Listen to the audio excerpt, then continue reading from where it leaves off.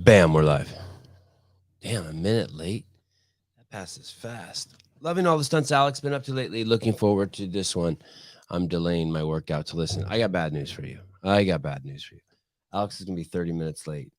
Maybe you can work out and then come back. I'm so sorry. I am so sorry. Cross-functional fitness. I am sorry. Hello, Bruce, Heidi, Austin, Amanda, Eric, Alan.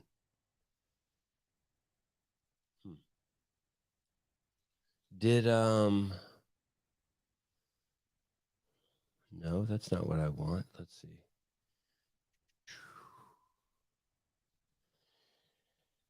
I've been taking some shots. I don't know if shots is the right word, but I've been coming on pretty strong, like just making fun of Europe and Canada and Australia. And people have gotten really, not a lot of people, but a handful of people have gotten really angry about it. Like, fuck you, you fat, ugly Americans. You guys are assholes and you're fat and your country sucks and you have guns that kill people and just really just angry. Really angry. I just want to put something into perspective.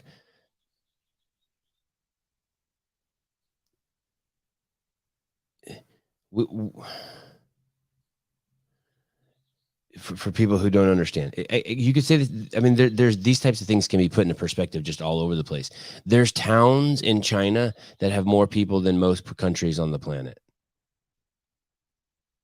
Towns in China that have more people in them than most countries around the world. So when you know that, and then you're from one of those countries and you want to talk about populations or understanding social movements or understanding civilization, you have to realize like you have a massive blind spot. We have cities in the United States that are more diverse than every country on the planet, including the great UK and London and Sydney and wherever. And so there's a huge blind spot for you. The landmass of the United States is 3.6 million square miles. To put that in perspective, the Netherlands is 16,000 square miles. That country is one giant concrete jungle compared to our country. Even the most outreach, far places you could go in the country where you think you're in the country, still relative to the United States, the entire place has been paved over. Relative. And so when you speak from those places, you just have these enormous blind spots. Enormous blind spots.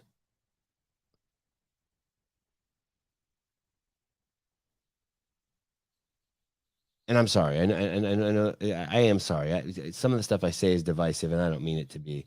I just get, I take it. It's not fair. A couple people from New Zealand 2 years ago are telling us how stupid we are because we're not handling COVID right, and we know the whole time that they're completely fucking up their protocol. And 2 years later, they're having the worst widespread COVID the world's ever seen. Same with Australia. But 2 years ago, they were bragging what they were doing was right. And so when I see that, I just can't help it but be like, nah, nah, nah, nah, nah. And so I'm sorry. It's not cool. It's not mature. I'm not mature. I'm not like overly mature. That's Mark. Hi, good morning. Sorry. Alex said he's going to be 30 minutes late. You know what else is even scarier is he sent me a picture and he's in his car. He's in his car. So that makes me think that you could be stuck with me for a while, and when he does come in, I'm not sure how great the connection is going to be. I was watching some Peter Boghossian videos last night. You guys remember him? He's the guy who does all the videos like on defining woke. Man, oh, yeah, this is wow. So Dave Castro has fired up his YouTube station. I had no idea he did this. I wonder how long before he has more subscribers than me. He's got 7,000 subscribers. I'm going to hold on. I'm going to pull over Dave's account. Let me see what's going on here. Let me see what's going on. Let's see if we can listen to this together. What's going on? Reintroduced me, and then I talked for a few minutes to all up, and then Saturday I'm going down to slow. I'm going to tomorrow I'm training some more snipers. Some snipers from down south are coming up, and then Saturday I'm going down to slow. I'm going to speak. So someone told me at the end of this video, he said something about coming on my podcast.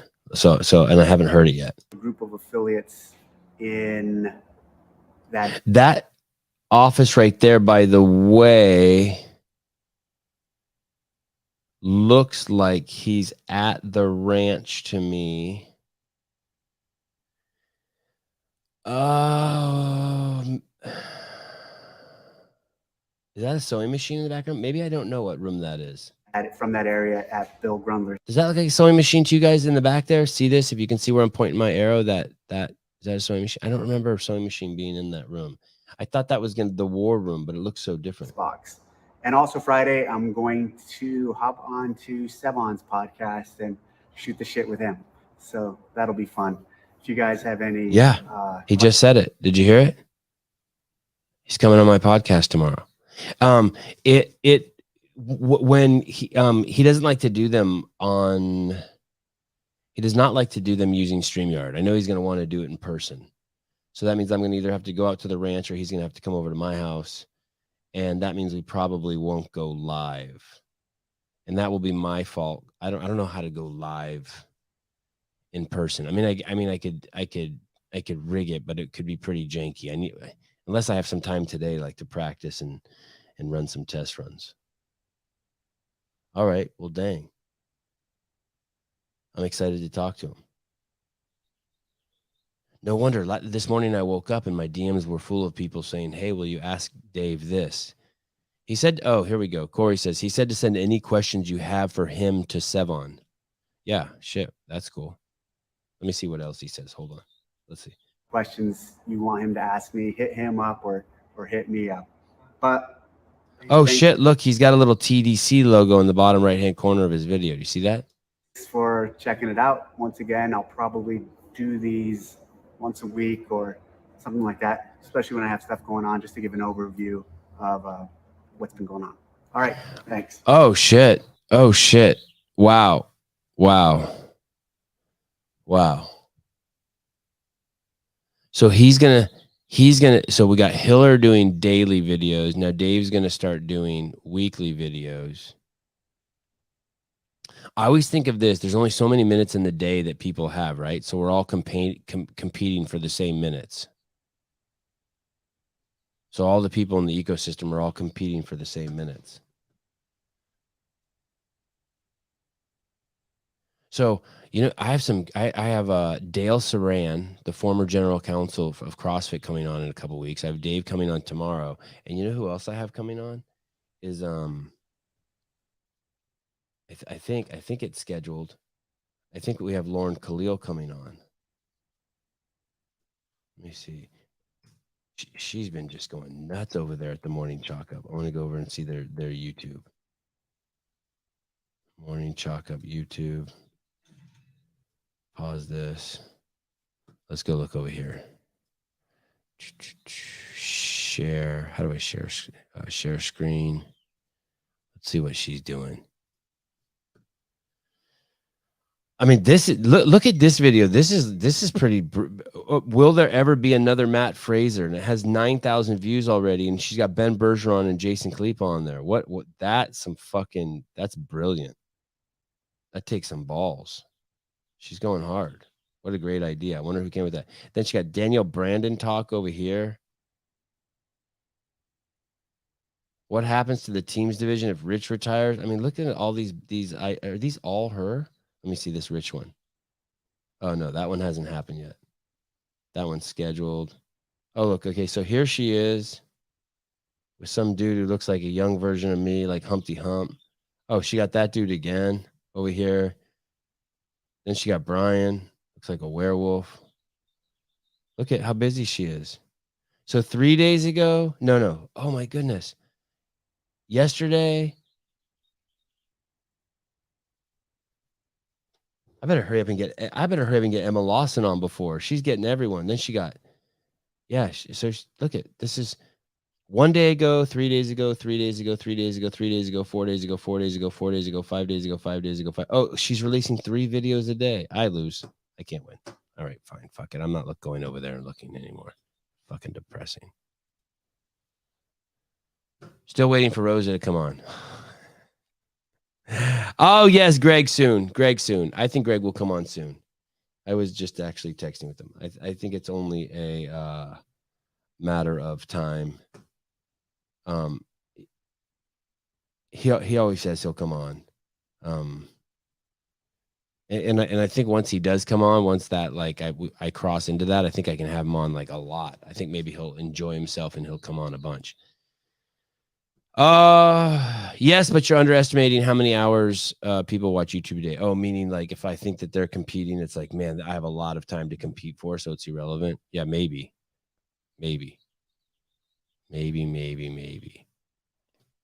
Yeah, I guess just send your questions to my DMs and I'll try to get through them by tomorrow. I better write down all this shit I have to do tomorrow, charge all the cameras. I haven't filmed anything live and that's not using my phone in a long time.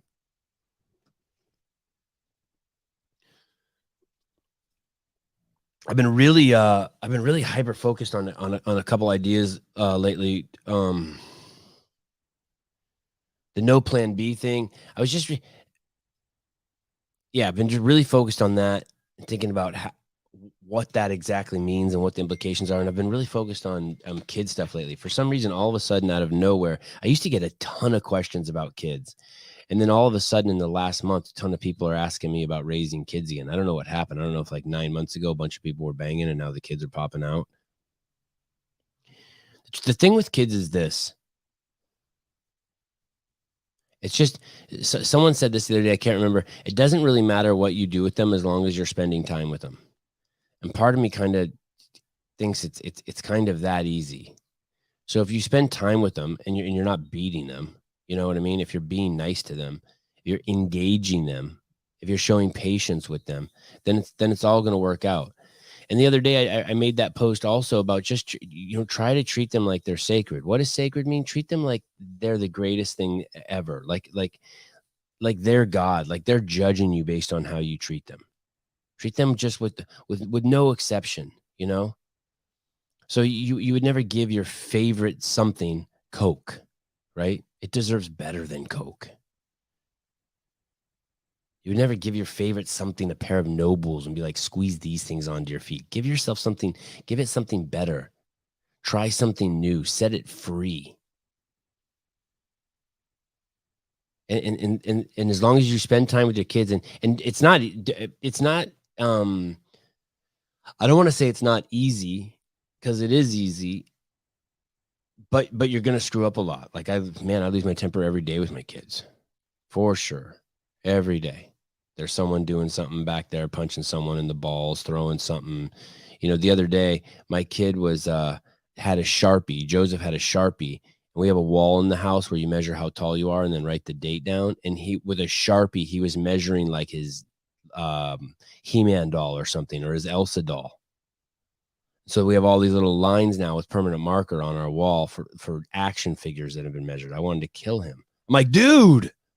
He's like, what? And then I caught myself. I'm like, dude, that's only for human beings are to be measured on the side of that wall.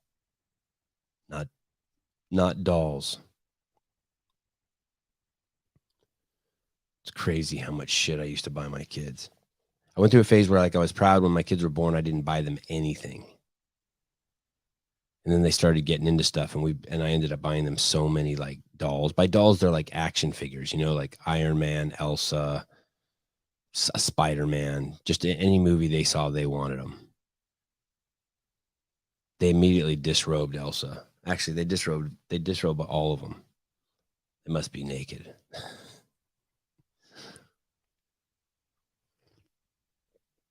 I made a post. I made a couple posts yesterday.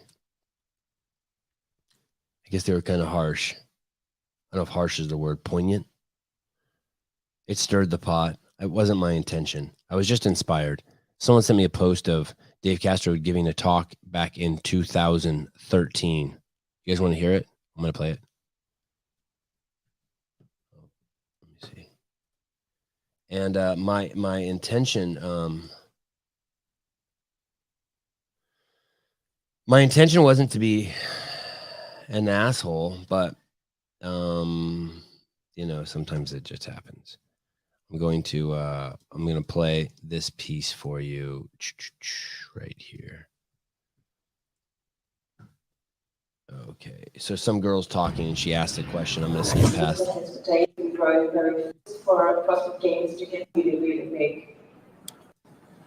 Here we go. Dave's going to answer the question. I don't think it matters. Not getting distracted. Not letting others tell us what to do.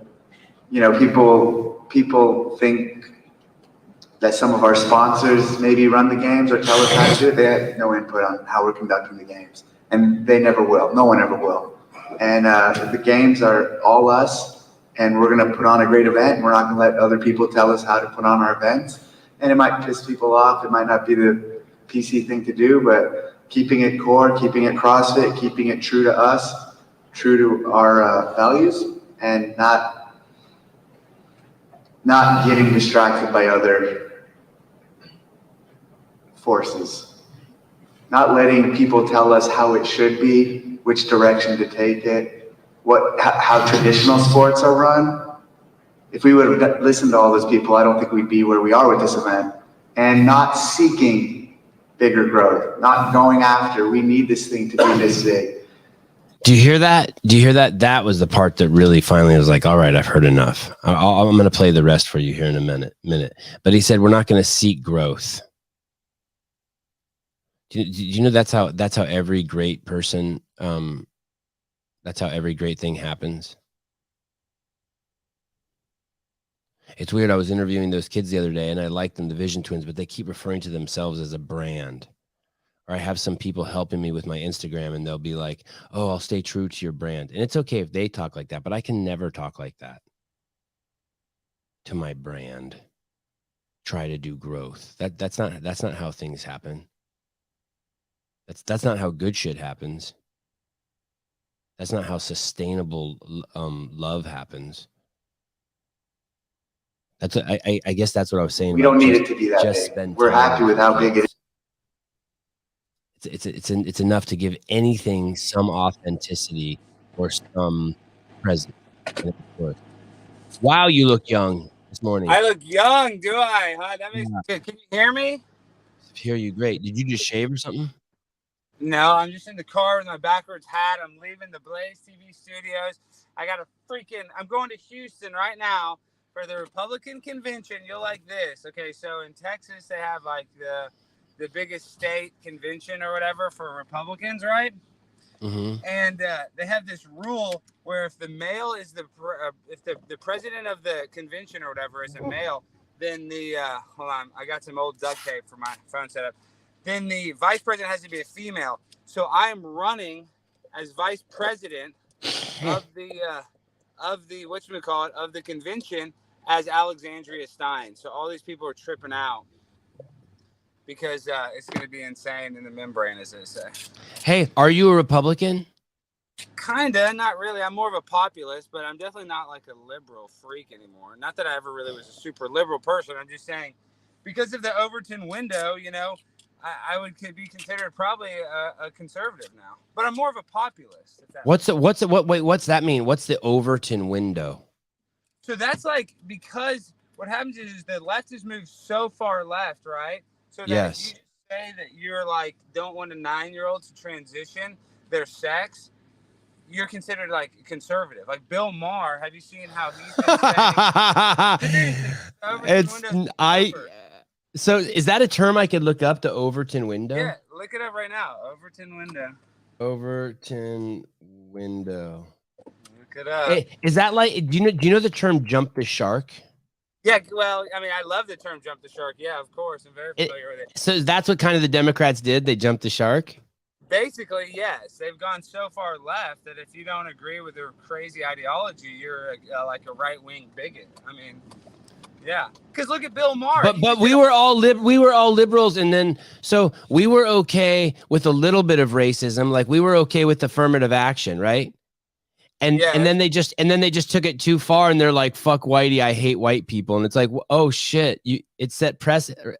We thought we were being nice by by doing a little bit of racism, you know, just to make everyone happy, but you can't even do a little bit of racism because it sets precedent, and now all of a sudden it's just open season on white people. When before it was just to let some black people into college. Well, and that's the thing. This shows you too. There's people that get in trouble for pretending to be an ethnic group in order to get into college. Have you heard about that? Where like a white I put Asian on my college because I'm Armenian, and Armenia is in Asia. I put Asian. Well, so Asian actually they say is shit, because they have such high scores. But if you put like Native American, if you put like you're black, you put some other thing that actually helps school. So that's kind of shows you that is that racist towards white people? I don't know. I mean, that's for you to judge. That it's harder to get into school if you're white than it is. Yeah, that is for sure racist. For sure. Yeah, I know, but you're not. There's no such thing as racism towards white people as they defined it. It can only be racism towards other classes. Like any racism towards white people is called prejudice. Did you know that? You can't be racist to a white person. You can only be prejudiced to a white person. Right. So I heard that, and I asked. Oh, you broke up. I heard that, and they said it was because black people never have had power. But I was like, and then I said to the person, well, what about LeBron, Oprah, Barack Obama? And I started listing off all these people, and they said, no, they never had any power. And I was like, oh. I know. The three, like it's Tiger Woods, LeBron James, and Michael Jordan are like all billionaires of black guys. But yeah, they all believe that we live in a racist place. It's just kind of crazy. I'm not saying racism doesn't exist. Like, I kind of want to be in the middle. Like, I think there is racism. I think everybody has a grandfather who probably said the N-word. You know what I mean? But that doesn't necessarily mean that there's this evil saying that word doesn't make you racist. Exactly, and that doesn't mean that. But saying N-word does make you racist. Wait, say that again. So saying it doesn't. If you actually say the word, you're not racist. But when you say N-word, those are all the racist people. Like, you're racist because you said that. And the reason why is for some reason you think that word has power that hurts black people. And so therefore you're holding them down. Out of feigned kindness. Yeah, well, I mean, How about that for some logic, motherfucker? Well, I tend to. Yeah, now we're playing logic games, but I also tend to do this. You know, my family, we're in the bail bond business. That's what my dad is. I have my lot. The what business? But when you look at like this.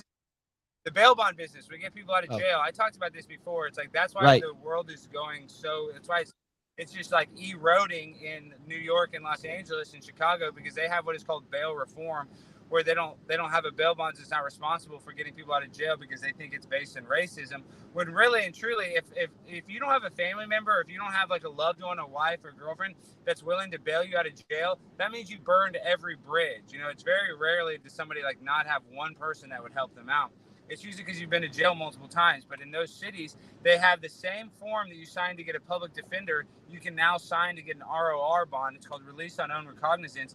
And you just get let out of jail. And the reason why that's bad is because nobody's responsible for them going to court. So the reason why that makes sense is the reason why that's a big deal is because when these people don't go to court, they're not held responsible for their crimes. So they just commit more crimes. So they know, oh, well, I'll go to Chicago because if I get arrested, they're going to let me right out. And they're not even going to be able to rearrest me for not going to court because they're so overwhelmed. So all these criminals are very opportunistic. And that's why in New York, there's a guy that rubbed feces on a person on the subway, was let out the same day. There was a guy that stabbed a 23-year-old UCLA grad student in West Hollywood at a high-end furniture store that had 17 prior arrests. The guy should have been locked under the jail, but he was free to go and he murdered someone. So we're going to continue to hear stories like that where people are let out of jail for domestic violence. And that's a big one. People get let out of jail for domestic violence and then they go back and they go and kill their wife or girlfriend. That one's actually way more common than people think. Why is that? Why? I thought that originally started happening because of COVID and they just used that as an excuse to open up the prisons. What's happening? No, that's not. see, that's all bullcrap too. Sorry, my phone mount is being kind of funny. This is the thing. Let me take this. Oh my gosh, I had it all set up, and then of course it messes up. This is the problem with the social justice and letting people out of jail. Hold on. Sorry, it's kind of a shite show. No, I like it. Oh, what's that picture up there of you like in a suit? That's nice. Which picture? Which picture are you talking about? It was on the roof of your car. It was on your visor. There's a picture of some man in a suit. Oh yeah, it's my business card. Here, I'll pull it out. Yeah, that's my card.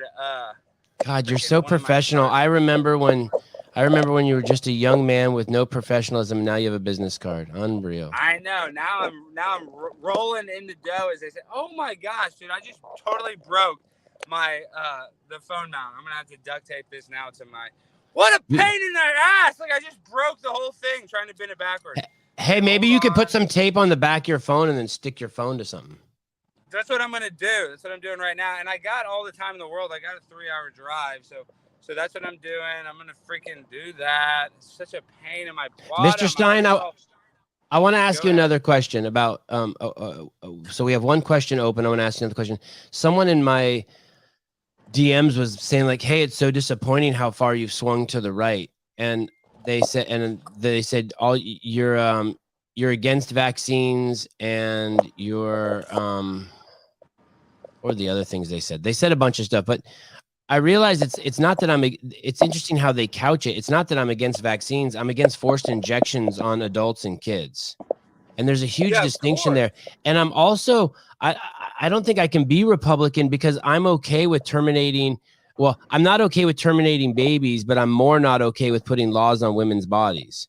And so, and I don't believe in God. And so like, I'm missing like some of the don't I have to be totally pro-life to be Republican? Yeah, well, kind of. But this is the thing. I bet you're more pro-life than you think because this is what they say, that people that are pro-choice believe there should be a limit. Like there should be a limit, you know, whether it's the first trimester or whatever trimester. You know what I mean? And so I bet you're more pro-choice than you think because I'm sure you don't believe that. You don't think do you think a baby should be aborted like up until birth, up until 5 minutes before birth? Or how about like 7 days after it came out? Like in California, they're trying to do in California. There's no way you vibe with that. No, that's insanity. But I think the reason why is that people get upset is because I do post a lot of stuff that talks about how abortion is murder. Because I do think that terminating a fertilized egg, I do think that there's some. It's not a good thing. No way, that's a good thing. How is that a good thing for anybody? And they're saying, oh, it's women's health. What about the baby's health? It doesn't make any sense. It does. It doesn't make sense. It literally makes no sense. And like the few times there's incest or rape or something, yeah, I mean, I can see why you'd want an abortion for that. And I think that they'll probably leave that open. But at the same time, it's like, well, I'm saying if you were a rape baby, you'd still want to be born. I mean, that's the interesting thing too. They bring that up like it's charged and you're not going to want to talk about it. But God forbid, but if my wife were raped, I would raise the baby. Wow, and maybe I wouldn't feel that way if I had never had a baby before, but I have 3 babies now and babies need to be taken care of. They shouldn't be like, they shouldn't be harmed. The other thing I'm talking about. Well, but I still don't want to put laws on women's bodies, which I think makes me, I can't be a Republican. Say it again. Sorry. Go ahead. Well, I'm just saying, I think it comes down to the simple fact that even if you're pro-choice, I think most people, when they poll people, there should be a limit. We shouldn't be able to abort a baby up until like the last trimester or up into 7 days after birth, like they're trying to do in California. Even people that are pro-choice don't believe in that. So it's almost sick and satanic that they're trying to get these laws where you can literally abort a baby after it's born. It doesn't make sense. The majority, the populist opinion of that, nobody agrees with. You see what I'm saying? So it's just absurd. Yeah, but I don't really care about why do you say that, the populist opinion? Like, I don't care about the populist opinion. I don't think in the United States things shouldn't be done. Meaning I care about liberty. So if the entire country wanted to make it so it's okay to be racist against black people, I wouldn't jump on board with that. I don't the populace as an excuse to say that again. That's not based in reality. They're not going to be like that. That's why we had a civil rights movement. No way. Oh, Mr. Stein, we're living that. That's the kind of shit Elizabeth Warren says all the time. The majority of people want pro-choice. It's like, I don't care what the majority of people want. I want what's right. I want what our liberty and our Constitution protects each and every human. No, that's fair, but it's like, well, what do you think about the Second Amendment? I mean, do you think they should take away our guns? Fuck no. Exactly. I mean, duh. I mean, if as soon as we do that, we're screwed. And that shouldn't be based on populist choice either. That should be just that's the problem. No one can think logically or rationally. Of course, you know, just because no one wants to have an honest conversation about it. All they want to do is be like, "Hey, kids were killed in that school in Texas," and they want to invoke some sort of emotional response, and they don't want to talk logically. 100%. And then you have Justin Trudeau in Canada. Did you know in Canada, you don't even have the right to defend yourself. If somebody's coming out with you a gun, you don't have the right to shoot them back. I saw him. I saw that video of him saying that.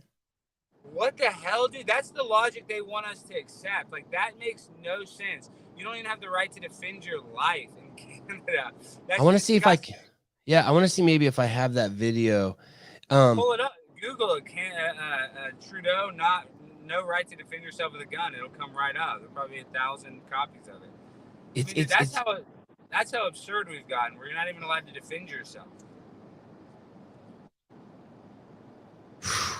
Why are you working right now? Like, are you headed to work?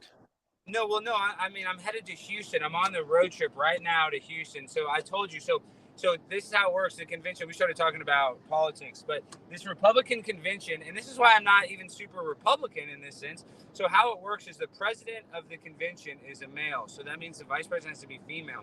So my alter ego, my Sasha Fierce, I'm gender fluid. So I have Alexandria. Like when I went to that city. I'm gender fluid also. I'm nice to see there's other ones. Yes, and so I was Alexandria. So I'm running. If you pull up the website right now, steinfortexas.com. And then you'll see this website. This is my campaign website. I'm running for vice president as a woman, as Alexandria. And it's going to be, I don't know if it'll be national news, but it'll be like, oh, gender fluid troll is trying to shake up the GOP party.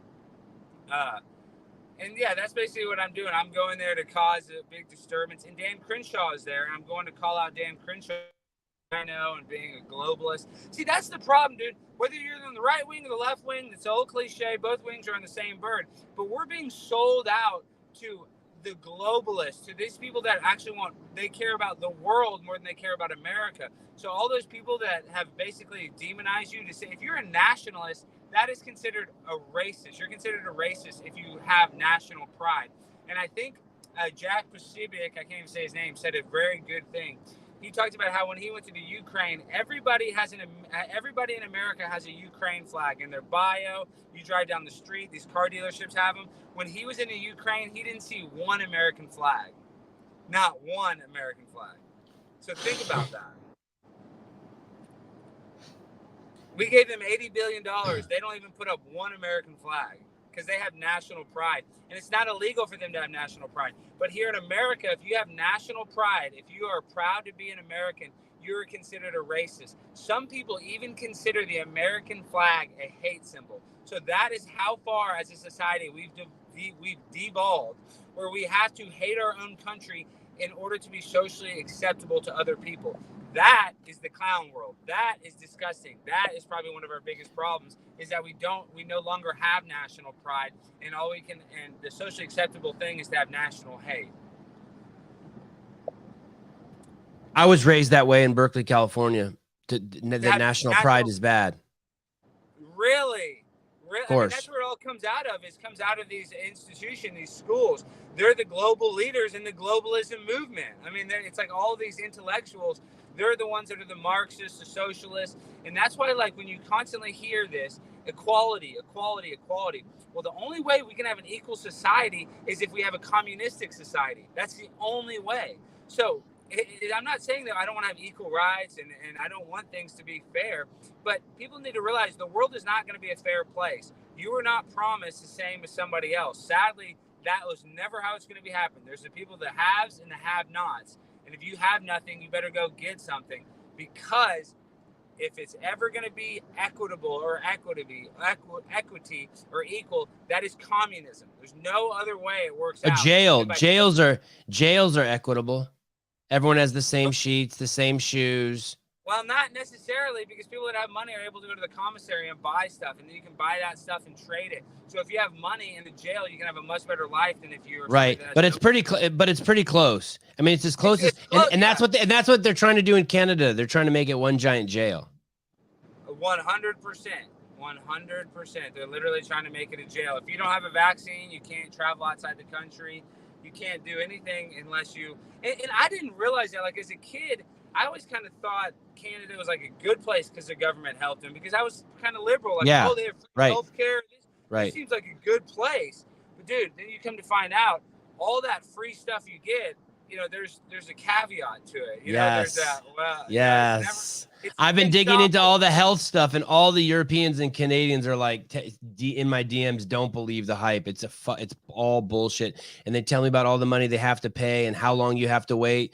And then they finally all have been saying the same thing. And the rich people don't have to wait in those lines. And yeah, it's the same thing in the United States. Yeah. And you know, and this is the thing, is like, this is not that conservative of me. I actually kind of would like, if we had, you know, national health care, if we had a national healthcare system. It's going to be crappy like them, but I think it shouldn't be. Nothing that's not privatized sucks, dude. It just attracts lazy flies. Well, and I'm saying, if we should have a free healthcare, it's going to suck dick, but people shouldn't have to be scared and calling Ubers to go to the hospital because they don't want to pay a $3,000 ambulance fee. So whether that's like some sort of medical cap on healthcare, which I'm pro, or even having a socialized medicine for your basic general needs, like a broken arm, like an emergency situation, because people are afraid to go to the doctor because they financially can't afford it. That's bad. Like, that's not that. On my conservative side, I can't vibe with that. You know, how about this though? How about this, Alex? Before Obamacare, anyone could go to the hospital anywhere and get service and not be denied. Here, let me just propose this idea to you. We call it health insurance, but it's not health insurance. Do you know the only reason why I have health insurance is so that if I get injured, no one takes my house? It's actually asset insurance. So if I didn't... So, you know, you can't just lose your ass. But dude, medical debt, I mean, there's so many people that have medical debt, you just don't pay it. I don't know if they can come take your house because why aren't those people on Medicare or Medicaid? I don't know. Maybe they didn't qualify, or maybe they don't know how to do the paperwork. I mean, yeah, they just didn't do the paperwork. It's always been free. All the poor people I know that I've ever known, insurance was always free. Now with Obamacare, at the end of or medical was always free. Now at the end of every year, they have to pay in their taxes a fine because they didn't sign up for insurance. Yeah, I know. It's ridiculous. I mean, it's just, I don't know. And dude, it goes to these big pharmaceutical companies. You know, America is one of the few countries that are even allowed to advertise. Like in Europe, they're not allowed to have commercials for antidepressants of people jumping around a fire and being like, oh, this is so good. They're not allowed to do that crap. That's only in America that they sell that, because these are for-profit businesses. Do you think these insurance companies and these pharmaceutical companies want to keep you healthy? No, they want to keep you sick, so you're a perpetual customer. People don't realize that. Like, if they really wanted to heal you, they probably have, and this is my conspiracy tinfoil hat, they probably have cures and,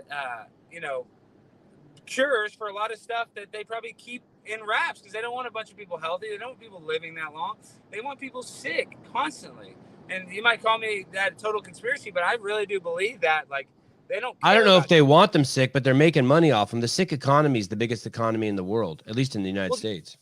This is why I say that, is because there's so many people that suffer from depression, right? But they never tell them, hey, go get exercise. They never tell them, hey, go get some vitamin D. They never like give them any of these like easy things. Instead, they'll literally just, prescribe them Lexapro. Their general doctor, their psychologist, you go to any doctor, they have the right to give you an antidepressant. On top of that, they can give you multiple antidepressants to try to equal it out. So if you're taking an antidepressant, one of the side effects for that is suicidal idolization. So you take a person that is saying, oh, I'm depressed and suicidal, and you give them a pill that makes them more suicidal. How is that a good decision? Like, how is that justifiable to anybody? And anybody that I've ever seen that takes an antidepressant and say it works for him is either insane. Like, I've never really heard, oh, I was depressed and I started taking Prozac and my life got so much better. Their life still sucks. They just think it's better because it has that placebo effect. They take that pill. The placebo effect is almost as strong as any other effect, if that makes sense. Lexapro is a drug that's taken once daily for depression and anxiety. Xanax is benzodiazepine that can be taken 3 to 4 times a day.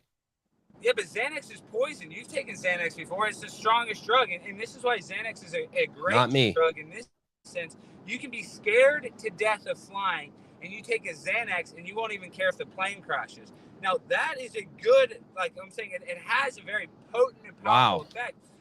But the more you're on the Xanax, it detaches you from reality. It makes it so, and then the rebound effect, when you come off it, you have immense anxiety. Your anxiety is 10 times stronger because your body doesn't have the medicine it needs to try to fight off that it's been used to using as a crutch. So all of these drugs that they prescribe, yeah, they might work, but they oftentimes have a rebound effect, a hangover effect that makes you have to take it more. And then on top of that, Xanax is one of the most addicting drugs on the market. So we're giving people drugs that are incredibly addicting as well. So, dude, okay, all you gotta do is look at the opioid epidemic. I mean, the Sackler family, they made billions of dollars getting people hooked on opiates. And now we're having a fentanyl epidemic where young people are dying left and right. Over 108,000 drug overdose deaths just this year alone. The most in recorded American history. And the government and Joe Biden won't even mention it. All they do is talk about a vaccine. All they do is talk about whatever bull crap they can use, Ukraine. Young kids get off smack. It's really sad. That's one of our biggest problems. I heard yesterday a stat that 300,000 drug overdoses this year were from legal drugs and that led to death. 300,000 overdoses from legal drugs and only 34,000 from illegal drugs. That's fucking, I can't even fucking believe that. Misusing pharmaceuticals. Yeah, because the illegal drugs aren't even that good. Like, you can't even get that much. Really, cocaine, like, keeps your heart beating. So a lot of times people that take opioids, if they take the cocaine, it'll keep them up. So I'm not saying cocaine's good. I'm just saying that in the sense that, like, they might not die from that illegal drug. Marijuana, you can't really overdose and die from. And when they call the legal drugs, they consider fentanyl one of those drugs because that is technically a legal drug. You should never do methamphetamines, Alex. You would explode if you did coke. No, I don't need it. You would explode. I don't need it. And I've done it all. I mean, I was prescribed Adderall as a kid, and I hated it because I'm already wired. I don't really need a drug that's going to make me even more, I don't need that. Hey, did you end up getting blood work from California Hormones? I did. I haven't heard back from the woman, but I had my session with the doctor, and she said that, dude, this is the problem. If you get testosterone, it can hamper the way your body creates sperm and make it where I might not be able to have a baby. So they want to prescribe me Clomid. So I don't know if I should take the Clomid. My testosterone was like 390. Wait, what's Clomid? So she said it's low.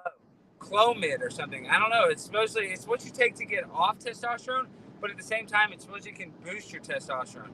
So I don't think you should. If you want to have kids, then I don't think you should fuck. I don't think you should fuck with that. I agree. I didn't know that. I didn't know it affected your reproduction that much. Clomid's a medication used to treat infertility in women. It works by stimulating, and you're not a woman. You're gender fluid. I'm gender fluid. Yeah, right, okay. That's what they wanted to prescribe. So yeah, I don't know what the deal is, and I mean. I don't want to mess up my ability to have kids. That would make me sick. Don't do it. You get juiced up later. Well, that's cool that you got your blood work done. Hey, I don't know shit, but I don't know if 380 sounds low to me. Is that low? It's supposed to be like 800. I don't know. It doesn't seem that low, but I'll tell you this much, dude. I have been freaking tired, and I don't know if it's because I'm just always on the grind. But I feel like I just always need a nap. I can't even like survive a day if I don't get my nap around like 3 or 4 in the afternoon. That makes me sound like a little kid, but that's my favorite thing. I plan my whole day around getting crap done so I can take an hour and a half nap. Hour and a half? Yeah, if I can, yeah. I do 20 minutes. Do you sleep on your back? When you nap, do you sleep on your back or do you go in a little fetal position like a little baby? Both. Sometimes I can't sleep. You know, sometimes I like to lie down. Sometimes I hug the pillow and kind of go into the fetal or REM sleep. I don't know if what Google knows, but here it says normal testosterone is 300 to 1,000. Yeah, well, according to the blood work, I'm in the normal range, but she just said it's low. You know, like, you know, I would have more energy if it's a little higher. So I don't know, dude. I don't know. Is it? I'm not going to take this testosterone though, because she said it could stop my ability to produce, you know, good sperm. So I'm like, man, I just gotta wait. I'll maybe in a couple of years. I gotta knock some chick up though sooner than later. But at the same time, dude, were we talking about this? My parents were divorced, got remarried to other people, and then got divorced again. I'm so jaded on the idea of marriage. Like, I don't even know if marriage is. I think marriage is kind of a scam. I always thought marriage was a scam. And I thought only people who got married and had kids, they were just tools of the man. Like you're just a fucking pawn, and you're just doing the game, and you're just being shoved down the fucking, you know, chute. And then once I had one kid, and my wife was pregnant with the twins, and by then I was like 45 or something. I just thought, oh shit, if I die or she dies, I want to make sure that it's just easy for all of our shit to just go to one person, right? Wait, so when did you become a father? How old are you? I'm 43. I'm 50 now. But that's great. I mean, you wait to see. I want to wait too. Like, I'm not in a hurry. So yeah. And then I got married, but just so you know, to finish the story real quick, I got married, and I'm super happy I got married. I got married in a courthouse, and like it did change something. Like psychologically, it's like the difference between calling an abortion versus what it really is. It's you're killing a baby. It changes your perspective. And so now I'm married to her, and it's better. But I'm glad I waited, and I'm glad it happened kind of organically. But like I'm happy that she's my wife now. You know what I mean? 100%. And that's the thing, is like you're kind of me, and I'm sure you're kind of the same. It's like I kind of suffer from a little bit of arrested development, or a lot bit, where I'm a little immature emotionally. Like I don't know if I've even fully matured emotionally, where if I'm even ready to be married. But probably when I'm in my 40s, hopefully I will be. But I feel like I still kind of have the mindset of an 18-year-old. And I'm not saying that like a good thing, but that's just kind of the realistic mindset that I have. I'm emotionally, very mature. I'm intellectually fucking stunted. I'm a fucking 7-year-old. But emotionally, I'm a fucking rock. But that is interesting. And I always told my mom I was like a sunflower. And sunflower, like all the other flowers in the summer, blossom, and the sunflower still hasn't even shown its bud yet. You know what I mean? I mean, it just grows and grows, and then finally one day it opens. It's like, yeah, I was late in development to everything. All my friends' kids are like in college and leaving, and my friends are like retired and shit, and I'm just like getting started.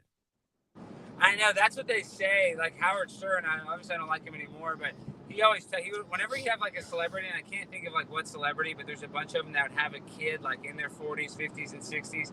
He'd be like, why would you do that now? Like, you're too old to have a kid. You can't keep up with him. But the people that were old and had it, like, no, it's the best thing ever. Like, I'm happy I have a kid. So I guess it's just kind of like, you know, it's different strokes for different folks. Like, you see all those people that had their kids young, now they can retire. But when they were young, they had to do all the bullshit. You had that time to do whatever you wanted. So it's just, and then now you're doing it now. So it's just, I don't know. I guess that's a lot of words to not make a huge point, but it's just how it works out. Like, you don't necessarily have to be a young kid to be able to raise kids, I guess is my point. Someone wrote, Sevon, you're 5'4", you're physically stunted too. I'm 5'5".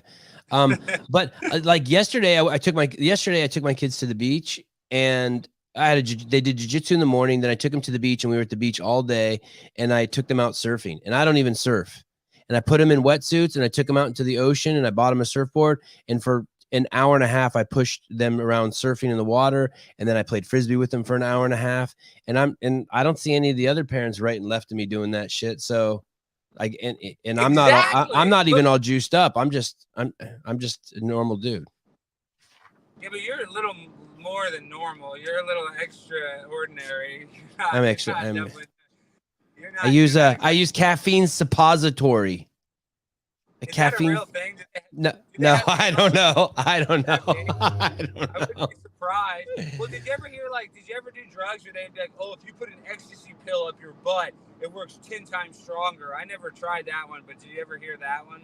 No, but I've been at, this is a little off, but I've been at house parties and someone's like, hey, the Coke dealers, get your money ready. The Coke dealer's going to be here in 20 minutes.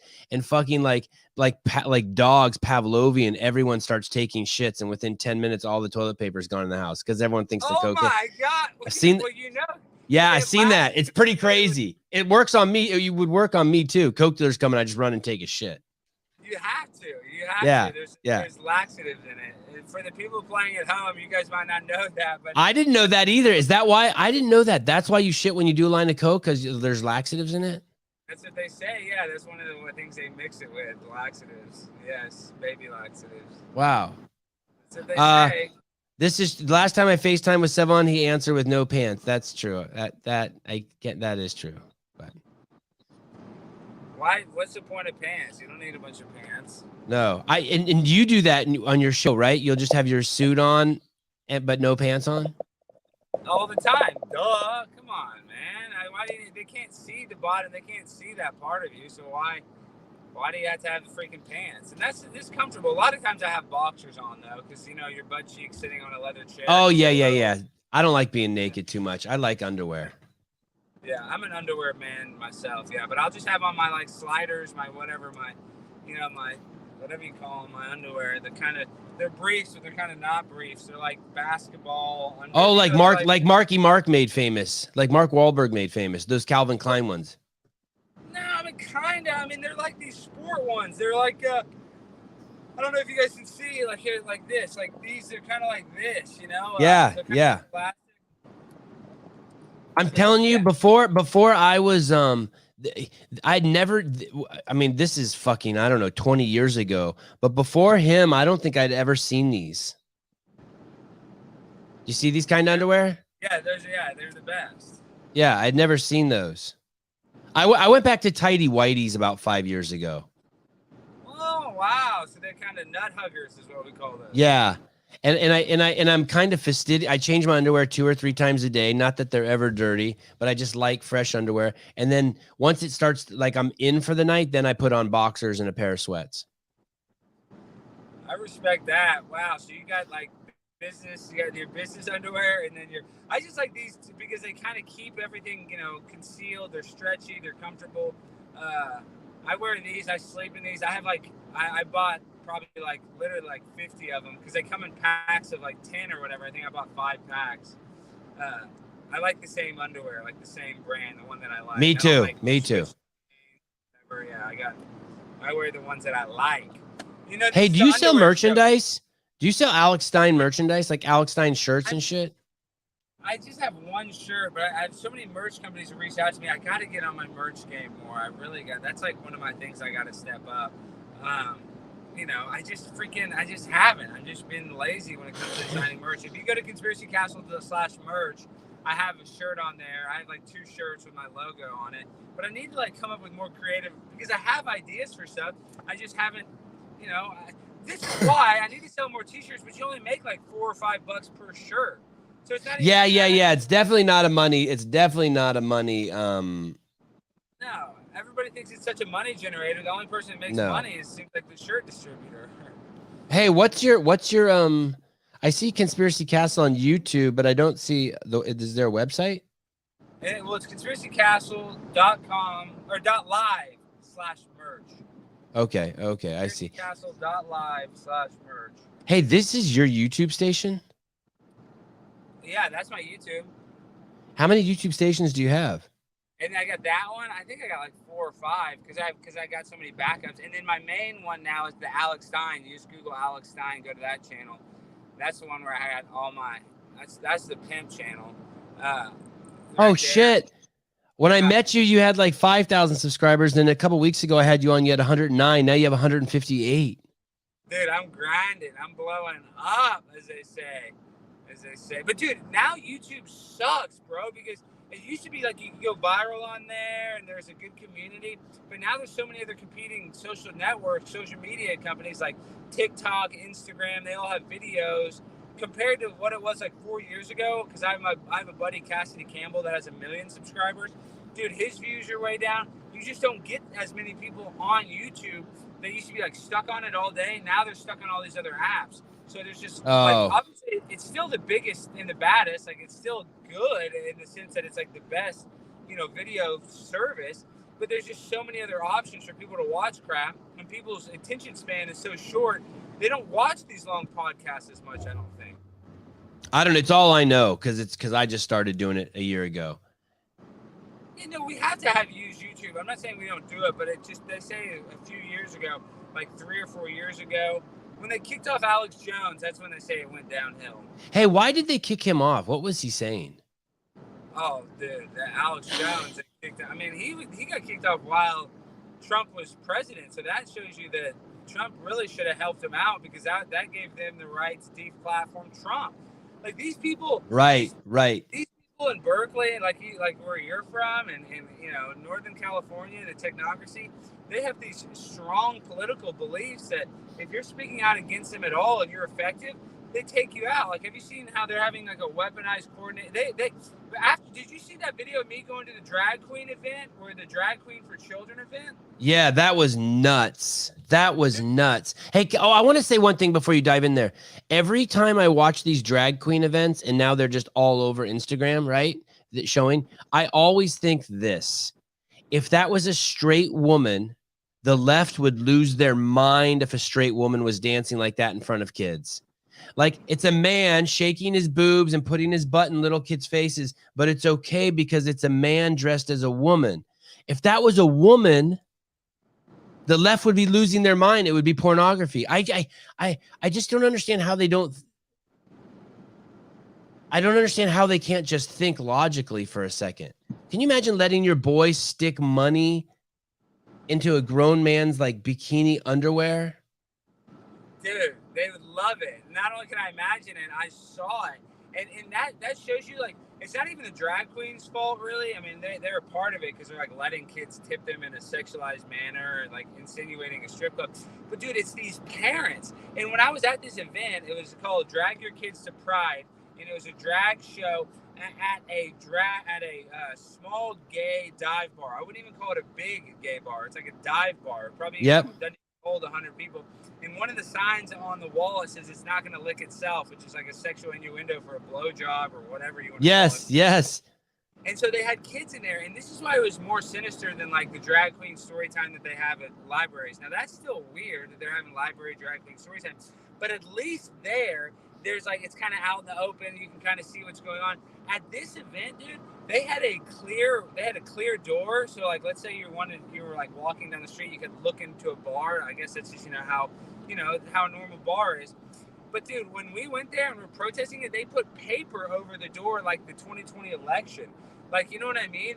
They literally got paper and covered it up. So they didn't want people to see what was going inside, what was going on inside. So if everything going on inside is totally kosher and fine, why are you hiding it? Why are you putting paper over the windows? Like, it doesn't make any sense. Look at this. It's not gonna lick itself, and it's a little boy walking out with. I mean, I don't know if that's a man or a woman. It looks like a woman to me. It's got titties, but the boy's wearing a gay pride shirt, which is a sexualization shirt. I mean, the gay flag is really just telling you which is it's genitalia talk. It should be called the genitalia flag. It is. I just don't get how this is real.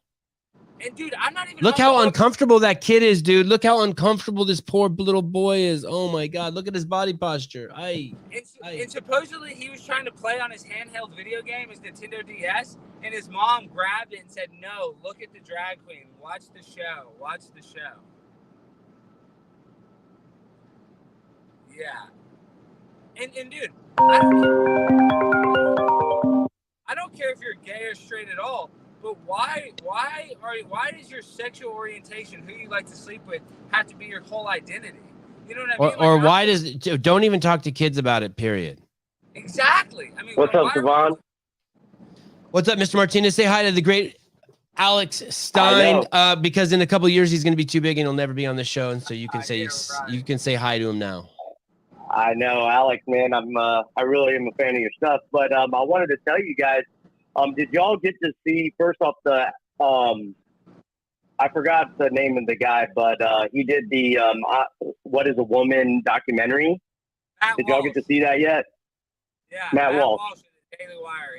It's great.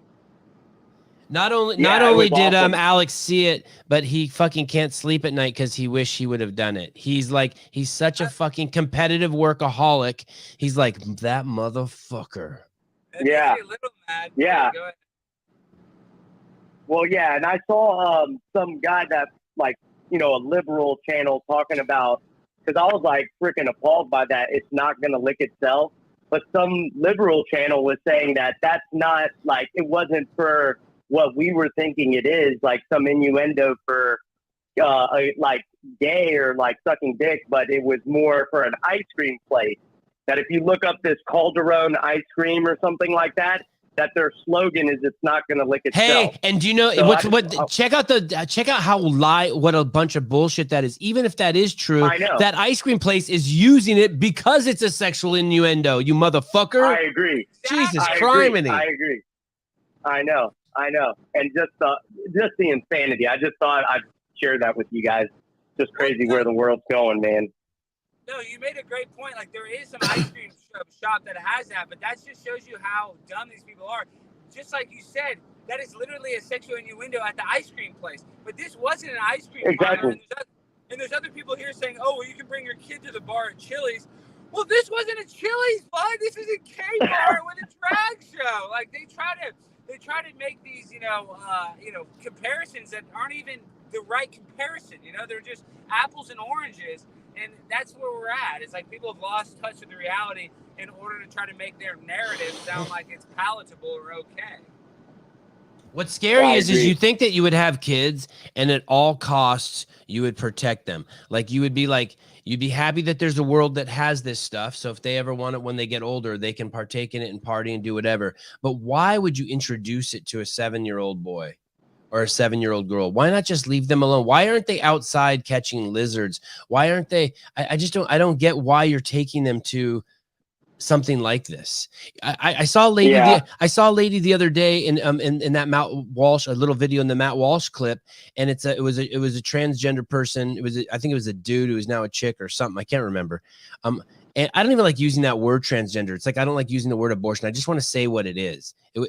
Abortion is termination of a baby, fertilized egg, and this was a woman who's now a man, and they were telling Matt Walsh that they were watching anime, and a wolf ran across the screen, and they realized they were a wolf.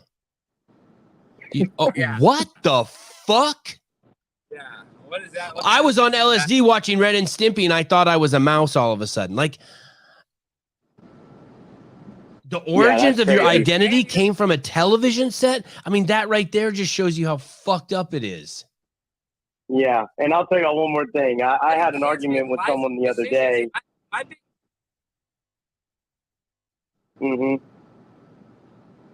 Yeah, just someone arguing with me about like, hey, so you're so worried about transgender, but what about, taking your kids to Chili's, or not Chili's, Hooters or Wing House or something? Isn't that over-sexualization of women? Yeah, I'm not taking my kids to fucking Hooters either, actually. But go on. Yeah, just like, give me a break. That's totally different. But this is telling kids. But the lady at Hooters also shouldn't be fucking reading at the library with the fucking top on and her tits pushed together, reading to my boys. I don't want that. Like, I don't care if we walk down the street in New York City and they see that. It's not like I'm trying to hide it from them. I'm just not taking them to reading hour to see a fucking stripper. Yes, and I want to make this point too. When you see the drag queen and a young kid is sexually attracted to it because they see a thong or they see boobs and it looks like a woman because their natural hormonal response might be, I'm attracted to that. It has sexual imprinting on their mind. They're like, later on, they're like, why was I attracted to a trans person? So it makes the kid confused sexually. Like, it's not just, at least when you go to Hooters or something and you see that, well, that's kind of a heterosexual implanting.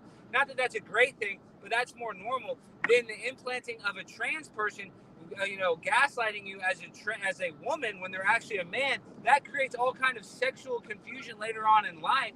So it has a different effect on the brain than the natural sexual imprinting of a heterosexual woman at Hooters. I'm not saying you should go to Hooters, but it's just different. It's a totally different thing. It's like this weird lie and scam where a kid might not know the difference, and then they're affected the rest of their life. Absolutely.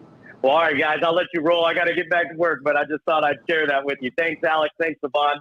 Always a pleasure, man. Thanks, dude. Alex, actually, Christine, this is going to blow you away. Alex is actually on the moon right now. He didn't believe that a man went to the moon, and so Alex Stein has gone to the moon. This might be better. The American flag. Is the audio better? I'm starting to get in the boonies, so it looks like my service might be getting worse now that I'm closer to nowhere. Can you hear me? Yeah, you sound great. Are you so when you do this Republican convention thing that you're going to do, and you're going to go as Alexandria Stein, do you have backup? Like, do you have a friend there who with you, or a bodyguard, or a cameraman? Yeah, I do. Yeah, at this thing I do. Yeah, I got some buddies there. So we'll see. But a lot of times I don't have backup. I mean, I might have a cameraman, but dude, it's a one-man wrecking crew. When you're going full speed, nobody can even keep up with me. And I'm not saying that like to brag. It's just, dude, I can't. Nobody can. I could have personal security, but that would just slow me down, dude. Yeah. So are these all your own? Is this for Blaze you're doing this, or for your YouTube station? This is for me, my YouTube station, and I'm going to call out Dan Crenshaw. Now, I have a big Blaze sign because I have a booth there where I'm going to do meet and greets. Because there's, I'm going to have some fans there. So, like I'm a Blaze contributor. Like, I signed a contract with them, so I have to kind of mention them. That's part of my contract. But this is just strictly on my own. But they know that this is probably going to, dude, if everything goes to plan, I will go viral this weekend too when I call out Dan Crenshaw. Forget about the Alexandria stuff. When I call out Dan Crenshaw for being globalist, that'll go 10 times more viral. What? Why is he globalist? I like him. He's the Navy SEAL with the eye patch that says nice things, but that beats up on Democrats on his Instagram. Yeah, well, he's also for red flag gun laws that he said on Joe Rogan's podcast. And What's that mean? What's that mean? That means if you have a red flag law, like where if let's say your ex-girlfriend says, "Oh, well, my husband's crazy, you need to go take away his guns," they'll literally go take away your guns because like it's basically a doctor doesn't even have to consider you like mentally ill. And dude, every single human being has probably had some outbreak where they could be considered mentally ill. So it's just like a loophole where they can take away your guns. And the reason why Crenshaw, he voted to give $80 billion to the Ukraine, yet he won't do anything for the Texas border, where it has terrible sex trafficking, drug trafficking. I mean, these people are bought and sold by political action committees that are donated by multinational corporations. So that's why they don't care about America, because these companies like Pfizer, Moderna, Apple, they have factories in China. They sell these phones all over. So if they can get a better deal producing them in a different country, they sell out our own country in order for them to have a bigger profit margin. So they don't care about us. That's why they buy and sell these politicians. Look at Nancy Pelosi. When she got into politics, she was worth $500,000. Now she's worth $100 million. You don't think, why do you think they always win in the stock market? They have insider tips. So it's all rigged against the common man. And that's what bugs me the most is these globalists, when they get in position of power, they realize that they have to stay in that position by fundraising. That's the most important job that they do in order to have money to run their campaigns. And these companies are the ones that donate all the money. So that's why they do anything for them. They won't do anything for you and me because we can't help them out financially like a company can. So is Crenshaw on the take? They're all on the take. Yes. When you vote to give the Ukraine $80 billion, why are we fighting a war? Why are we giving them all of our money when you can go outside right now and see how bad the homeless crisis is? I was just in Los Angeles and I was just in New York recently. I'm not saying New York's doing great. Dude, I would say Los Angeles is doing worse than New York when it comes to the homelessness, when it comes to the inflation, when it comes to people. You say Los Angeles is worse than New York? Is that what you said? Yeah, I think that way worse. I got the vibe that the people working and stuff were more stressed And there's definitely really rich people in California that are probably living fine because their family inherited money or they have some great job.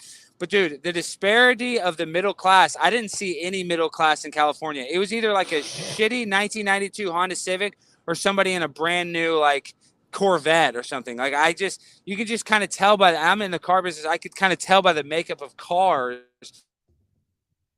that people are doing. And you could just see people and they're just overwhelmingly like crappy cars trying to make it. And it's a little different in Texas. A lot of people have newer cars. And I know that's not just the best litmus test to tell how an economy is doing, but I just get the energy in California that people are really, really struggling.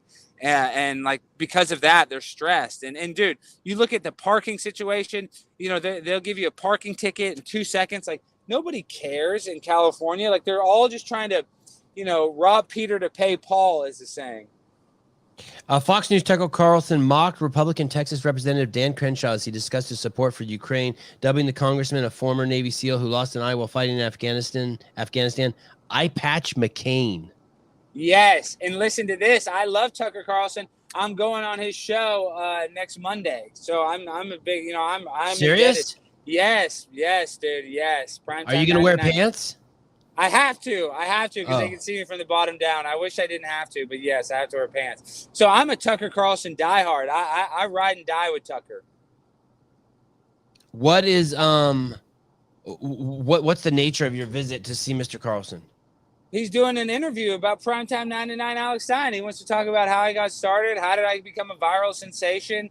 How am I shaking up the whole political narrative of our country, dog? I'm not even trying to pat myself on the back. He wants to shine a light on me because he thinks I'm doing good work. Yeah, you are.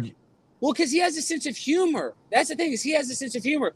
A lot of these people don't have a sense of humor. They've taken the fun out of funny. I mean, and that's what sucks. Like, you look at Saturday Night Live, we talk about it all the time. Dude, it's not funny anymore. That used to be the best show, and they could very easily be funny. One of their best sketches was talking about how the lockdowns were, ridiculous. But, dude, they can't do that. They can't speak against the narrative, so they'll never be able to be funny because the mainstream narrative is not funny because it's too afraid to hurt people. When the comedy's it's meant to hurt people, make fun of people. That's part of it, and we don't want to necessarily be mean. You want to do it in the comedic aspect that, highlights the absurd parts of every person's culture. But because now all they can do is make fun of Trump, it sucks. You've been on Tucker Carlson before? Yeah, I have. And then he played my clip last week too. And so that's why they invited me to come on the show. Do you actually go to where he's at? Well, normally no, but for this show, yeah, I am. I'm going to do an in-person interview. And where is that? I got to go to Maine. He lives in Maine.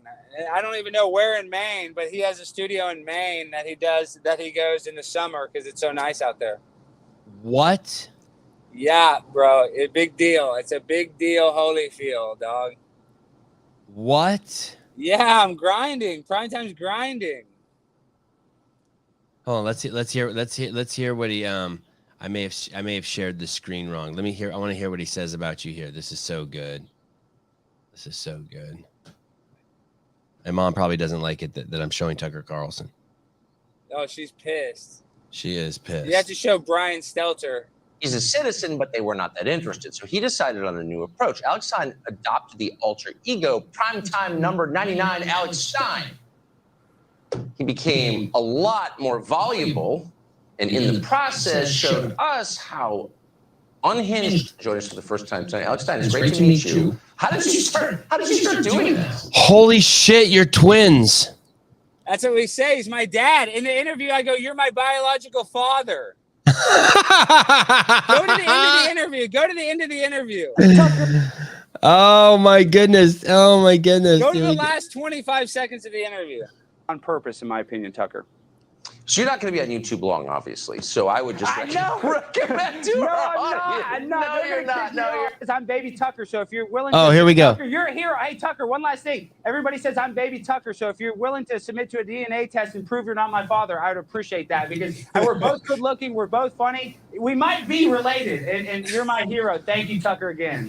I don't think I'm old enough, but I appreciate the compliment. Oh, bullshit. That dude's like 104. He just looks like he just looks like he's 37. I'm telling you, he's fucking been around forever. I know, but that's Black don't crack, Alex. Black don't crack. I know, but that's because he got hired. He really is young. I think he's like 49 or 50. He's not very old. He's your age. My goodness. Yeah, he's a young man. Maine. Wow, he is balling. You look great there, by the way. Well, there I looked good. I know. I looked good in my suit and tie. Dude, I'm telling you, man. I've been this vegetarian. You always make fun of me. All I do is eat cheese pizza. I got to do something about my diet. My diet has been so freaking bad. It makes me feel so terrible how much I've been eating. Hey, why don't you do something? Well, this is the thing. I don't do drugs. I don't smoke weed. I don't drink. So food is like my thing. Like I can't wait to like eat sugar. I can't wait to I don't drink Coca-Cola either. I don't even drink any drinks that have sugar in it. Like I just eat bread like it is going out of style. I eat muffins. I eat whatever the heck I can. Cookies. I eat the worst sugary crap. I got to stop with the processed sugar. Hey, you should do just raw meat for 30 days. No way. I see people doing that. I don't. Even if I was eating meat, I don't like steak tartare. I don't like raw meat. Do you really like that vibe, the raw meat vibe? I'll tell you what my wife makes for me. She takes a pound of ground beef and she puts in a third of a cube of butter and then 2 dates and puts it in a food processor. And you eat that? And I eat that with a spoon. And I put salt on it. And why? Because since it's not cooked, you get all the animal shit. I have no fucking idea, but I eat it throughout the day. Like she puts it in the fridge, and I just eat it throughout the day, like a dog that just keeps returning back to my bowl. And in the days I do that, I feel amazing. I feel like legitimately full, and I feel amazing. And you can just snack on it throughout the day, and it's great. Well, one of the reasons why I stopped eating meat is because Hillary Clinton, now this is just conspiracy, I don't know if it's true, but supposedly they like adrenochrome, the adrenalized blood of children. Now that might not be real, but this is what they say is when the cow sees its best friend get killed, they have an adrenaline rush. They're crying. That's why they try to leave the factory. So you're eating the adrenalized blood of the animal. So you're eating, that's why I like the vibrational energy of stuff. When you're eating that meat, it's very low vibrational because that cow didn't want to die for you. And so they had this, hormonal response. So that's kind of why is I think eating meat. What about Twizzlers? What's the vibrational frequency of Twizzlers? They're high as crap. And I love Twizzlers. I was just on the plane. I ate a huge value pack or whatever, the family pack. Oh my gosh, do not even talk about Twizzlers. I haven't been able to dump since I ate it. I'm so full of wax candy, I can't even go number 2.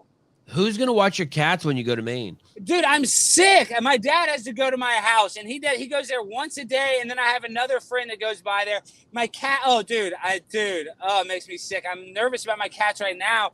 I know, and this is what they do when they're mad at me. They pee outside the litter box. So I come back to my house, and they'll pee in the kitchen. They'll pee in like 4 different places because that's their message to me, like, F you, you shouldn't have left me alone. Oh, God, I would fucking die. If I had... Oh, I just can't have pets peeing in the house. Hey, do you have a girlfriend? I don't, but I got a few honey dips on the side. I got a few side pieces, a few chicken McNuggets that I got. But yeah, I mean, I need to date. But dude, ever since I started becoming a content creator, whatever you want to call it, dude, I'm so narcissistic because I'm always busy. I'm always like filming something, doing something. When you date, the girl is usually your hobby. Like you have a job and then dating is your hobby. I don't have any freaking free time. I can't tell you how many girls text me, oh, I want to go out, I want to do this, but I have X, Y, Z I had to do. And so it kind of is turning me into fucking a eunuch or whatever. Like I'm not taking advantage. You think, oh, Alex, now you're well known. Now you have 100,000, followers, And girls do throw themselves at me, but a lot of them are girls in other states. But even the girls here in Texas that text me, oh, let's go out. I don't drink either. So that hurts me a little bit because every bitch wants to go drink. Excuse me for calling a bitch, but that's gangster. It's gangster. It's loving in the rap vernacular. I took it as you love them. Yeah, I mean, I love it, but it's like, oh, let's go get a drink. Let's go get a drink. I'm like, okay. And then I go to the bar and I order iced tea and they're like, why is this guy not drinking? So they think like I have some sort of problem because I don't want to get drunk. So that's kind of annoying. And I don't use the dating apps. The dating apps are terrible. They're like the most, that's why society is devolving as well, because you have these apps where you're just swiping left and right on people because they have their best picture, but you're swiping left because like they have a Ukraine flag or because they answered a question in a weird way. So I always used to think when I did the apps, and this is before I was well known, I was like, man, I'm probably swiping left on my soulmate all because she has a picture with like some stupid, thing. You know what I mean? She has some stupid, because of some innocuous thing that I'm like, is this her whole personality? When really it's not, because you can't really get to know a person digitally by looking at 6 pictures of them and how they answer like these, survey questions. I do want to visit talking about vagina in your life, but someone just texted me, a doctor just texted me and said 380 is low, but clome will increase his testosterone levels without affecting his fertility. That's what they said. So I'm willing to take it if that's the case. Huh? Interesting. Yeah. So I feel better. I feel better about that. I feel much better. And then I'm gonna get all testosterone and be all horny. And that's the other thing is, dude, I make so many bad decisions when I'm horny. Like I just can't tell you how many times I take off the condom or I, get weird. I'm just saying, not that I shouldn't, but in this day and age of Me Too, and luckily the girls I hook up with, I kind of have steady girls, multiple steady girls, not like saying that, no, just girls that I've seen for years that I've had relationships with kind of off and on. Why can't you just have, how old are you? 35, dude. Yeah. Hey, I will say this. You better have regular, intimate interaction, or else like you'll start getting like scared and like it'll become like all this weird fucking tension and stigma and weird shit'll come up around it. Well, it's not gonna get weird because I'm already weird. Trust me, I'm the sex. I'm not afraid or weirded out by sex. Well, actually, I do say that is I was actually at a comedy show and this girl came back to my hotel room and I refused to have sex because she wanted to have sex so bad. We did have oral sex, whatever that is, but I'm almost afraid of getting an STD as well. So when you do talk about fear, I do. Wait a second, you're afraid to get an STD, but you went down on her? Well, she went down on me. I didn't go down on her. That actually causes throat cancer. You ever hear about that? You can get cancer from that? Yeah, I don't believe it. Well, that's what Michael Douglas said. I don't know if they have HPV. You can. That's what they say. Is that a knife? No, it's the part of my phone case that broke off. Oh, this is a doctor calling. Mr. Phillip, is that true that you can get throat cancer from eating, from putting your face down at the Y, from eating lunch at the Y? She has HPV. I wouldn't be surprised. Damn. Damn. All the good things in life have been ruined. Yeah. How can I help you, Mr. Berger? I have a quick question for you guys, and then I will hang up. Alex, can you share what you know about the planned breast milk shortages, fake milk shortages, and how Bill Gates already has so much money in the companies that produces synthetic breast milk? 100%. Did you see they just had to close? Gerber just closed another factory down today in Atlanta for undisclosed reasons. Dude, another factory closed, and there's only 5 factories in the country that even produce baby formula. Dude, I mean, listen, I talk about this all the time, and in like the drag queen story time that I went to, dude, there is an attack on children because they want to like destabilize, demoralize, and attack children because they're the most vulnerable, they're the easiest target, and then they have a victim for life. So the fact that we don't have like the fact that there is a shortage of baby formula should be a huge alarming warning for we're about to have a shortage for everything. We're going to have a food shortage. We're going to have already even the water you get from the tap is covered in fluoride. So I'm just saying anything the government, and that's me being a tinfoil hat, but I'm just saying that all the stuff they give us, they want us to make us sick. They don't want to make us healthy. We don't even have stuff to feed our babies. That should be like the first thing we don't run out of. And so I'm just saying, did you see in Kansas over 2,000 cattle just died? Pull that up. So I saw that. A friend of mine did say though that there's a crazy heat wave. Yeah, but they looked at the temperature. The temperature wasn't that hot in Kansas, dude. It wasn't even hot enough to kill them. Look at those 2,000 cows and tell me how the heck did they all die like that? Pull up those 2,000 cows right now. It doesn't even make sense, dude. Hold on. The Abbott Laboratories plant in Michigan, which was at the center of the nation's baby formula crisis, has stopped production again. Yeah, in Michigan. I thought it was Atlanta. Yeah, Michigan. This is really going to upset people. What I'm about to say. If you feed your kid, if you listen to my show and you feed your kids baby formula, you eat. Yeah, it's terrible. Yeah, you're not listening. That's the nicest way I can say it. I almost think it's better to take your kids to drag than feed your kids baby formula. You are fucking batshit crazy. Everyone who does, look at how the body processes high fructose corn syrup. It is so fucking nuts. You're doing permanent damage to the body every time you consume high fructose corn syrup. You're doing something. No, you're 100% right. It's so fucked up. It's so fucked up. Okay, what am I looking at? Cows where? Yeah, cows dead in Kansas. Well, I mean, listen, but listen, like a bus flipped over in Peru today and 21 kids died. You know what I mean? Like why? I just feel like it's so. Apples like, and who gives oranges. a fuck about Apples 2000? Okay. Have you not seen all the food plants that are on fire? Another food plant just caught on fire. I know, but I'm in denial. I think it's a lie. I'm in denial.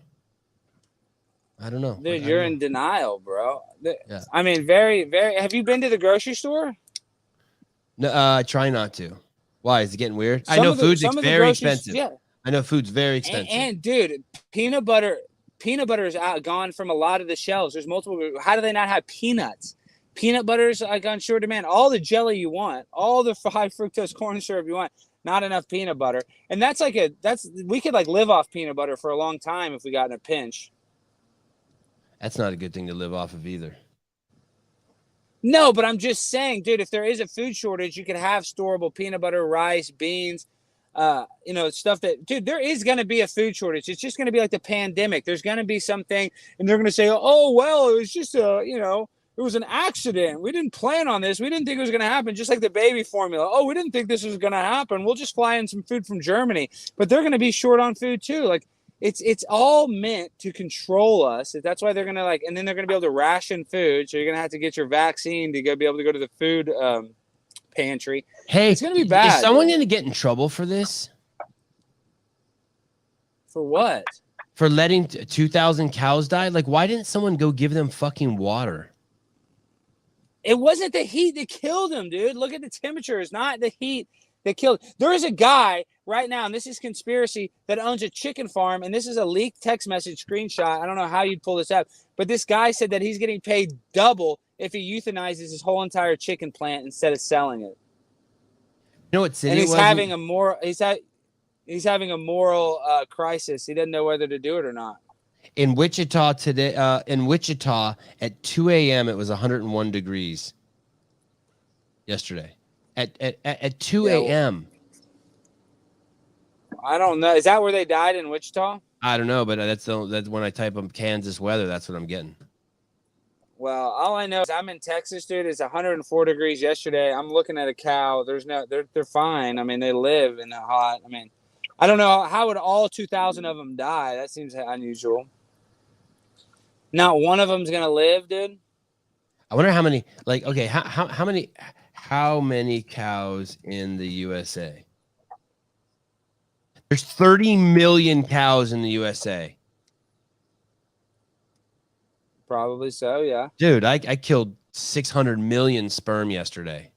Just let them fall into the floor. Well, all I know is, listen. And guess what? I have 30 billion more loaded up by this morning. I'm just saying. You're looking at a number on the internet. That's not necessarily, that might not even be true. You don't really know how many cows you have. And dude, these evil people will buy the cows and not give us the meat. So just because the cows exist doesn't mean that your access to them won't be restricted. Okay, you're going to like this.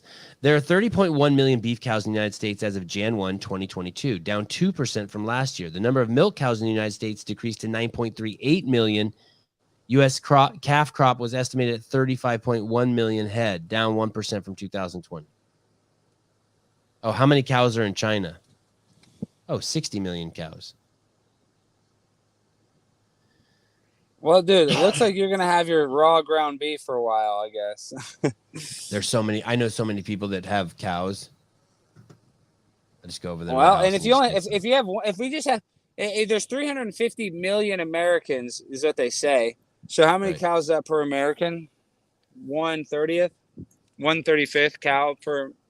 So how much meat is that? One out of 10, 1 out of 15 people that's 1 out of 15 people.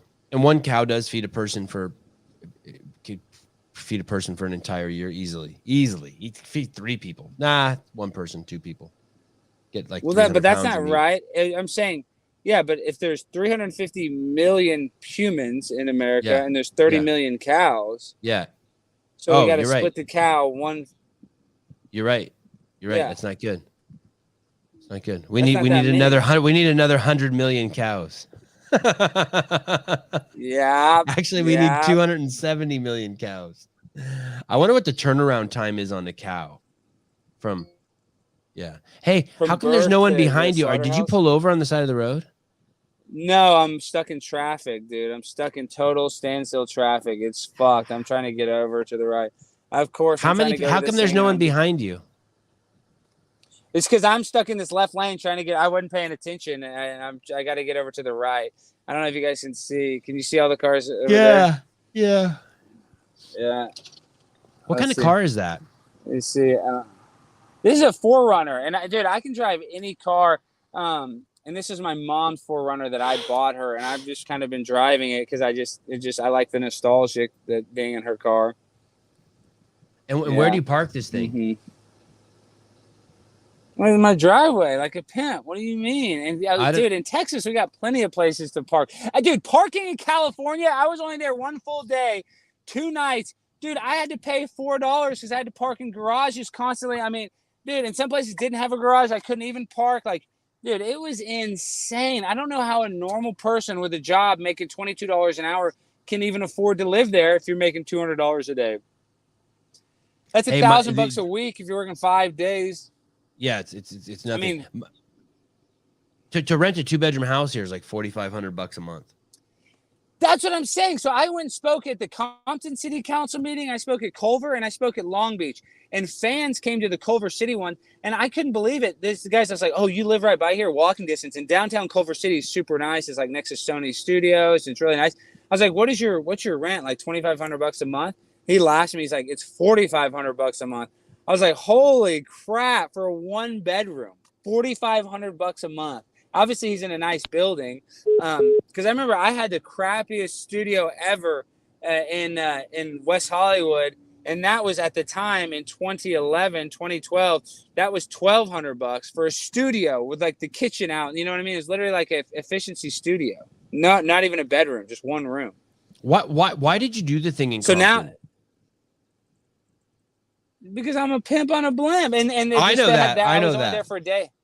Well, that just because the meetings was going on. Like I wanted to speak at LA, but I didn't have time. The meeting wasn't going on. I was there for Babylon B. So during my Babylon B interview was the Los Angeles City Council. That's the one I really wanted to go to, but that's why I went out there for this interview with them. So after it, I had to go to the smaller, like the bigger the city, they have morning meetings.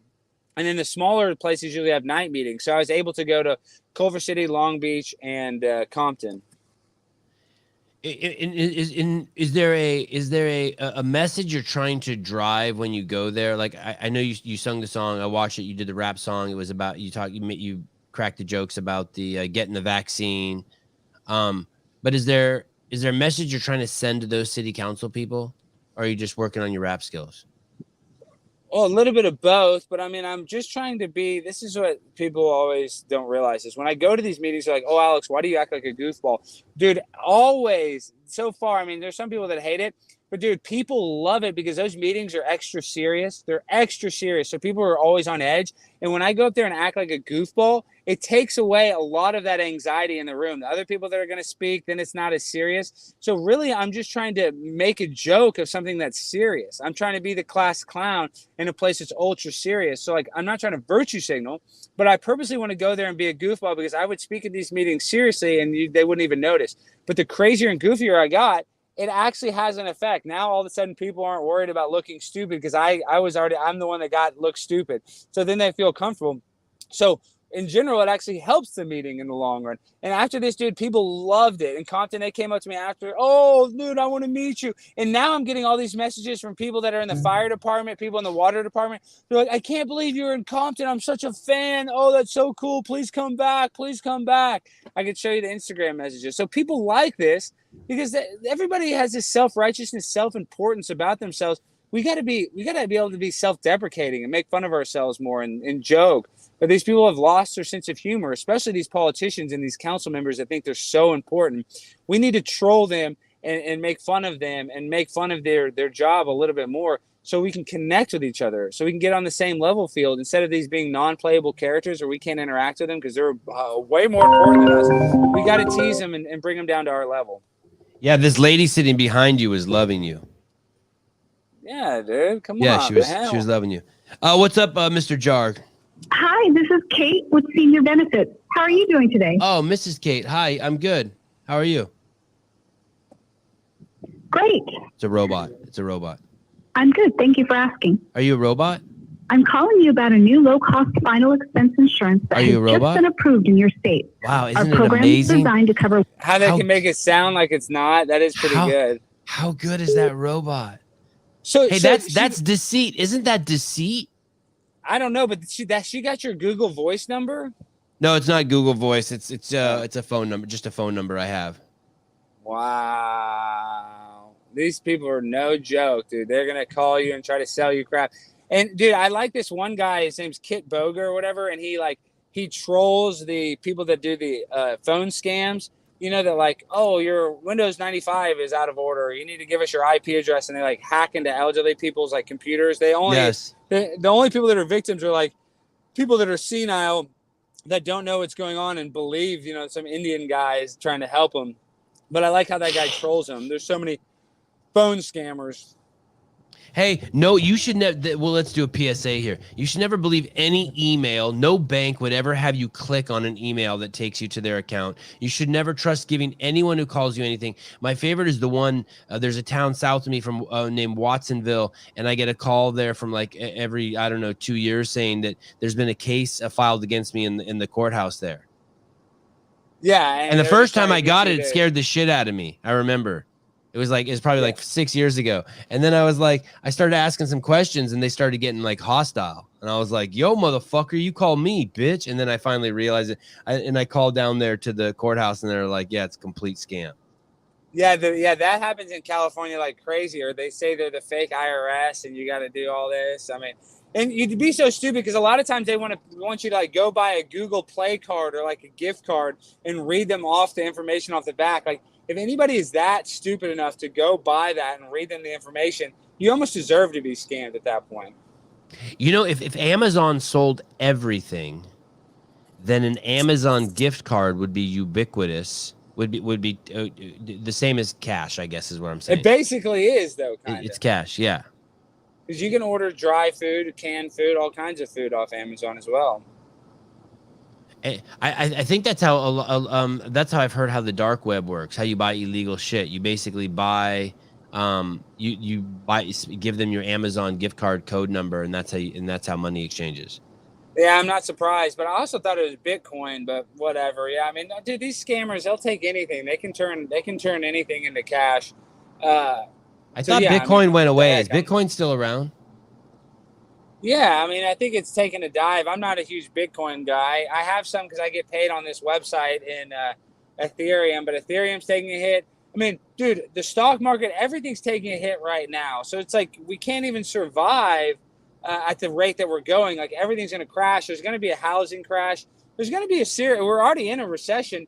I wouldn't be surprised 2 more years of this crap with a shadow presidency of a guy that's like not even making the decisions. You know, America's going to go into the shitter, dude. I hate to say that. I'm not trying to scare people, but it's like, do you remember the housing crash of 2008, right? I do. Yep.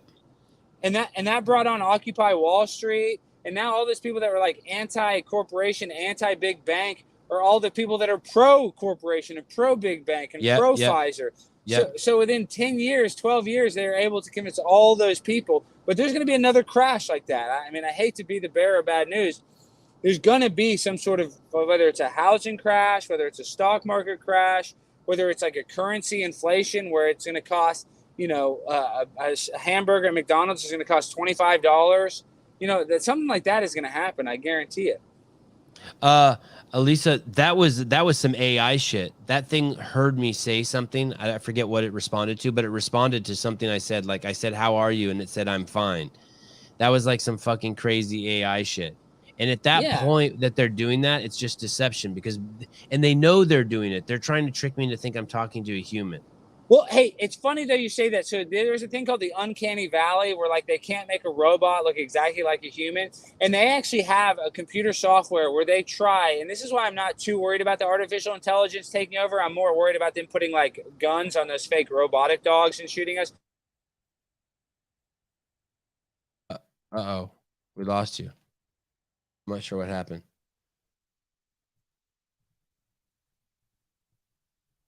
Uncanny Valley. While he fixes that, I'm going to show you this real quick. No, we can't hear you still. Uncanny Valley is a common unsettling feeling people experience when androids, humanoid robots, and audiovisual simulations closely resemble humans in many respects, but are not quite convincingly realistic. That's how I feel around people who've had Botox or too much plastic surgery. I start feeling like I'm talking to like they don't look real to me. The face starts to look plastic and I start tripping a little bit. I settle down. I eventually become numb to it. But when I first see people like that, or their lips are really big, I feel like I'm talking to like a character off a comic book or like a Batman movie. I'm like, well, is this a real person? I wonder if a lot of people feel that way. All right. Well, that was a great show. Alex, thank you for coming on. Thank you for leaving so abruptly. You're a good dude. He'll probably click back on and I won't be here. Hour and 40 minutes. Hope you guys had fun today. That was a pretty casual show. Maybe one of the most casual we've ever had. 8:42 a.m. Pacific Standard Time. Tomorrow's show will be fun. I don't think tomorrow's show will be live. I think where I'm interviewing Dave, there is very poor internet. And then I have a bunch of shows lined up I'm excited about. Let me pull that up real quick. Come over here. No, over here. No, over here. Here we go.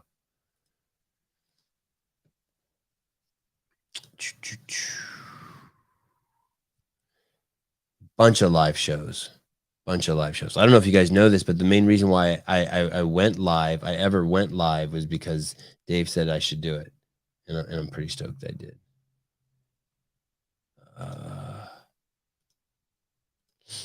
Okay. We have coming up people we have on the list. We have I have a Hiller Fit review show coming up.